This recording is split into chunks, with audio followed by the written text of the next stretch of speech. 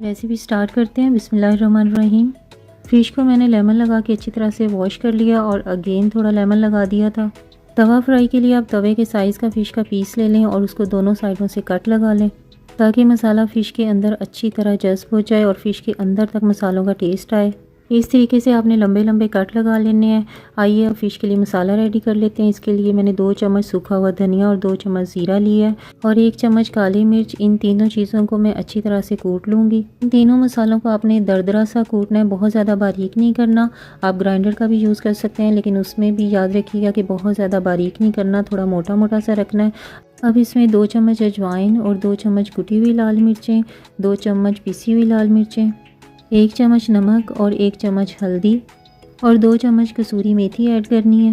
یہ مسالہ بناتے time measurements کے لیے چمچ آپ ایک ہی یوز کیجیے گا تاکہ کوانٹٹی میں جتنی آپ کو بتا رہی ہوں وہ ایز اٹ از رہے اور فش مسالے کا ٹیسٹ اور خوشبو پرفیکٹ بنے۔ مسالے کو اچھی طرح سے مکس کر کے کسی بھی ایئر ٹائٹ شیشے کے جار میں سیو کر لیں۔ یہ ایک دفعہ بنایا ہوا مسالہ آپ مہینوں تک یوز کر سکتے ہیں۔ اپنی فیملی کی نیڈ کے اکارڈنگ جتنی کوانٹٹی میں آپ کو مسالہ چاہیے بنا کے سیو کر لیجئے۔ آپ یہ مسالہ فش کے علاوہ کسی بھی قسم کے ٹکہ یا کباب کی تیاری میں بھی یوز کر سکتے ہیں۔ فش کو مسالے کے ساتھ اچھی طرح سے کور کر لیں گے۔ جو ہم نے کٹ لگائے تھے اس کے اندر بھی مسالہ لگائیں گے تاکہ فلیور اچھی طرح فش کے اندر تک جذب ہو جائے۔ جتنی اسپائسی آپ فش رکھنا چاہتے ہیں اس کے اکارڈنگ مسالہ لگائیں۔ اگر کم اسپائسی رکھنا چاہتے ہیں تو مسالہ کم لگائیے گا۔ میں نے کافی اسپائسی رکھی ہے اس لیے مسالہ تیز لگایا۔ مسالہ لگانے کے بعد پلاسٹک شیٹ میں ریپ کریں، پھر فریز کر دیں پوری رات کے لیے۔ جتنا زیادہ ٹائم آپ فش کے میرینیشن کو دیں گے اتنی ہی زیادہ فش اندر سے ڈرائی اور اچھی بنے گی۔ فرائی کرنے سے 2 گھنٹے پہلے آپ ریفریجریٹر سے نکال لیں۔ 2 گھنٹے میں یہ فش نارمل کنڈیشن میں آ جائے گی، پھر اس کو فرائی کریں۔ فش بہت جلدی گل جاتی ہے، آپ نے میکسیمم 10 منٹ تک اس کو فرائی کرنا ہے دونوں سائڈ سے۔ فل تیز آنچ پہ فرائی کریں گے تاکہ اس میں کسی بھی قسم کا پانی نہ رہ جائے۔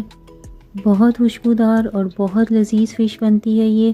آپ یہ میری ریسیپی مست ٹرائی کیجیے گا۔ ایک بار آپ یہ فش گھر میں ٹرائی کریں گے اسی فش مسالے کے ساتھ تو آپ بازار کی فش بھول جائیں گے اور ہمیشہ گھر میں ہی بنانا پریفر کریں گے۔ گھر میں بازار سے بھی زیادہ لذیذ فش بنانا بہت ہی زیادہ آسان ہے۔ آج ہی بازار سے فش منگوائیں، مسالہ لگائیں اور فریز کریں اور کل بنا کے کھائیں اور فیملی کو بھی کھلائیں۔ میرے چینل کو سبسکرائب اور بیل آئیکن مست پریس کیجیے گا تاکہ نیکسٹ آنے والی ویڈیو کا نوٹیفیکیشن آپ کو سب سے پہلے ملے۔ نیکسٹ ملوں گی کسی نیو ریسیپی کے ساتھ، تب تک اللہ حافظ۔